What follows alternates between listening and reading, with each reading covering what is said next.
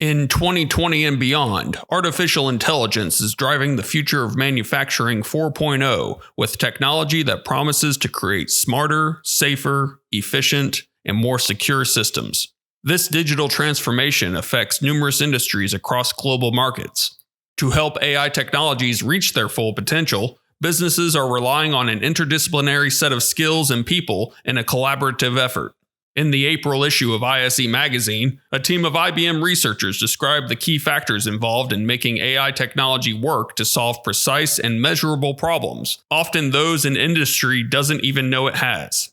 And author Joseph Byrum describes how a World War II hero's mathematical genius and powers of observation helped lead to the AI we know today. The issue also includes a special profile with a member of the United States Congress who is equipped for the job with her industrial engineering background.